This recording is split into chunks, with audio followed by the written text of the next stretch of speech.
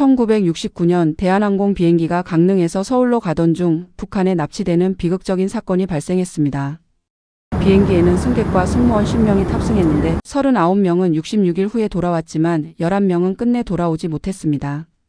특히 32살의 PD와 강릉에 존경받는 의사, 그리고 두 스튜어디스의 이야기가 많은 사람들에게 아픔을 저격하는데 이들은 평범한 삶을 살던 사람들이었어요. 비행기는 이륙 10분 후 한 남성이 군복을 입고 보안 검사 없이 조종실로 들어가면서 사건이 시작되었죠. 이 사건은 유병학 기장이 최성만 부조종사를 위협하며 비행기를 북한으로 돌리게 된 것으로 시작된다. 비행기가 북한 상공에 진입하자 기내는 아수라장이 되었고 승객들은 두려움에 떨며 저항을 시도했지만 결국 원산 근처에 강제로 착륙하게 된다. 납치범 조창희는 착륙 후 가장 먼저 내리더니 나머지 승객들은 북한 당국에 인계되어 처음에는 온화하게 대대받지만 곧 강제 사상 교육과 고문을 당하게 된다. 황원 PD는 끝까지 저항하며 자유 대한민국의 국민임을 주장했지만 결국 그 이후로 그의 모습은 거의 보이지 않게 된다.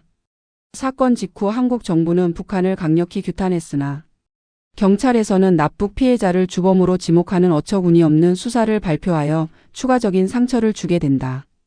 결국 39명의 승객이 돌아오게 되며 가족들과 재회하는 모습은 감동적이었지만 11명이 돌아오지 못한 이유는 여전히 의문으로 남는다. 정경숙과 성경이 같은 승무원과 언론인, 전문직 인사들은 북한에서 쓸모있는 인력으로 판단되어 억류되었고 이 사건은 단순한 인질극이 아닌 치밀한 계획이었다. 납북자 가족들은 심각한 사회적 낙인과 고통을 겪었고 32년 후 2001년에 성경이가 생존 소식을 전하며 희망을 주었다.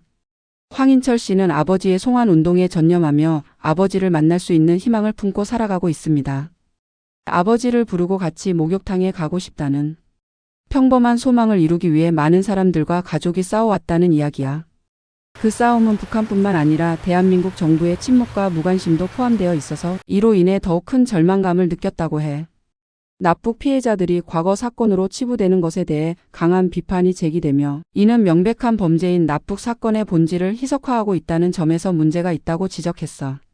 납북 사건은 국제법적으로도 중대한 범죄로 정부가 적극 나서야 함에도 불구하고 그 문제 해결이 제자리 걸음을 하고 있다는 크리티시점이 존재해. 최근 국제사회는 이 문제를 공식 안건으로 다루기 시작하면서 북한에 대한 강력한 요구를 하고 있지만 북한은 여전히 이를 부인하고 있다는 상황이야. 인권 문제는 국제사회에서 공식적으로 인정된 사실로 중요한 진전이지만 송환의 의미에 대한 냉정한 시각도 존재해. 존엄성과 권리는 시간이 지나도 사라지는 게 아니며 우리가 국민을 어떻게 부를 수 있는지 국가의 존재 이유에 대한 질문을 던져.